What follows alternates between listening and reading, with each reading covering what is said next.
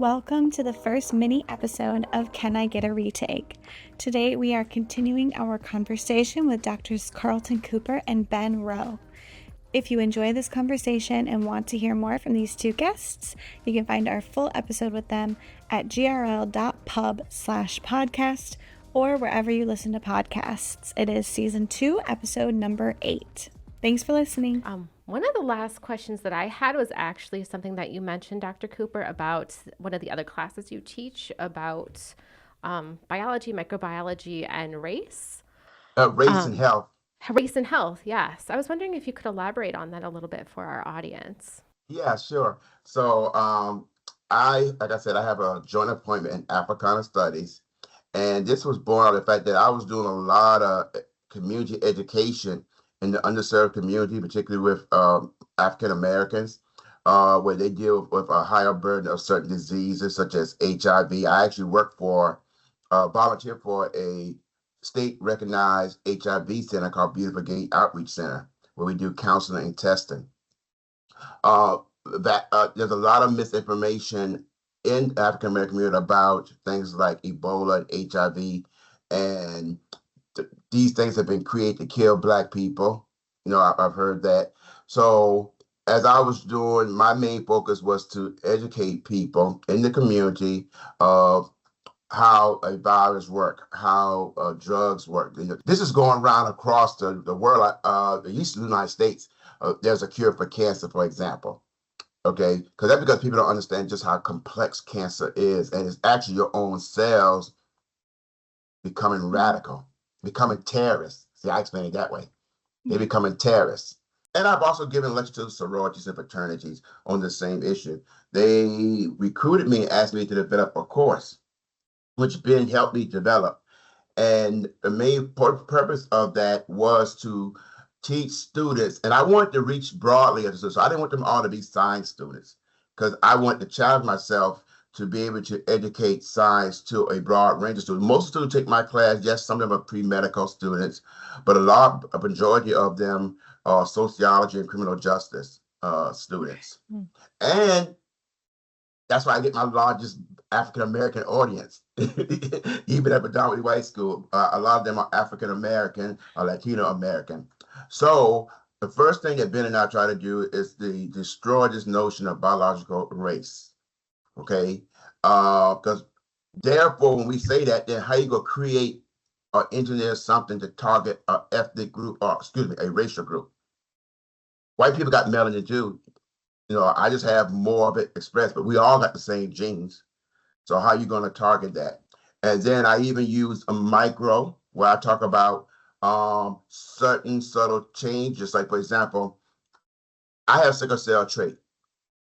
You can assume because I have sickle cell trait that I'm African American, but the best assumption is that I have African origin, which could be white. White people have sickle cell trait.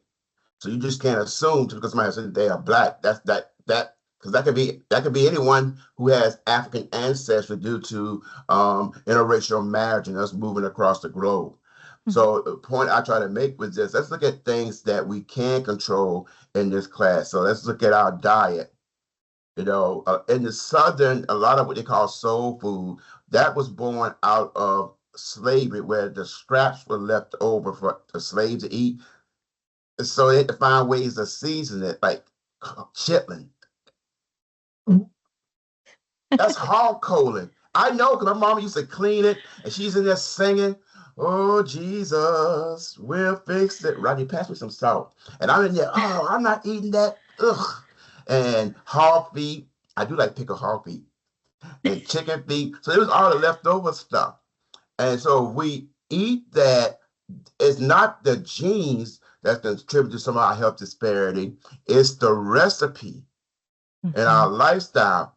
But as I begin to, now I got to make some changes, because then this thing came to light, which is one of the next writing projects I'm working on about systemic racism, that I think many people misunderstand, to say that, so see, I'm the only African-American on here, and I know Ben is a few of the way, but people think when we say systemic racism, we are saying that you are racist. No, we're saying that this society, when it was being developed, we were not considered during 400 years of slavery. And then during the Reconstruction, when after the Civil War, they were trying to figure out what to do with all these slaves. The South came up with Jim Crow, and we still were subjugated. Okay, that's the system. We couldn't vote. That's why Martin Luther King marched. We couldn't vote. We didn't have any contribution. Take that back, because that sounds really bad. We didn't have any political contribution to the development of America. All ours was labor and construction and farming.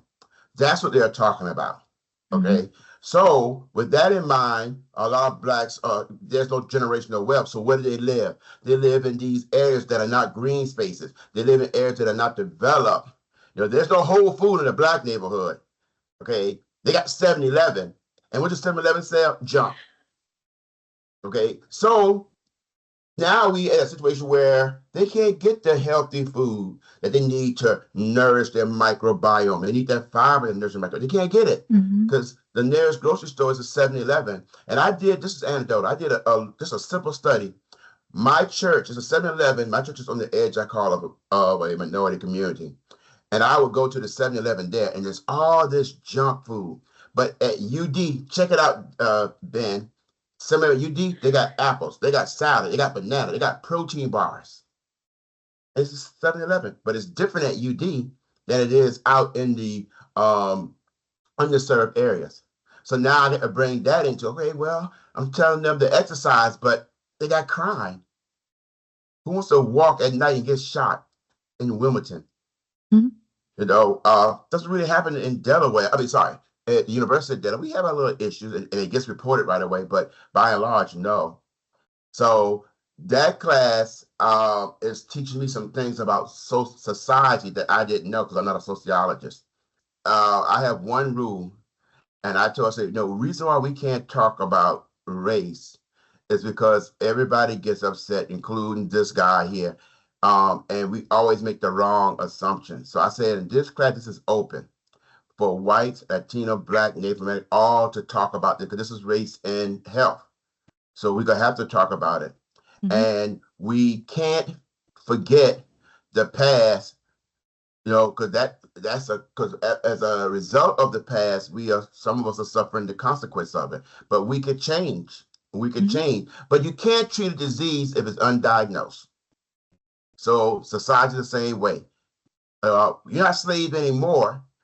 Okay, we're not in Jim Crow anymore, but there's a long-lasting effect. And that's one of the projects I want to work on, is showing people the long effect of that, and how that is still impacting groups of people today. This class allowed me to integrate sociology and biology.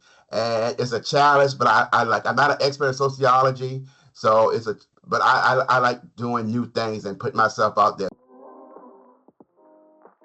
You've reached the end of our first mini retake. For a deeper dive into this topic and more, be sure to catch the full conversation with Drs. Cooper and Rowe in Season 2, Episode 8, The Science in Storytelling. We'll see you then.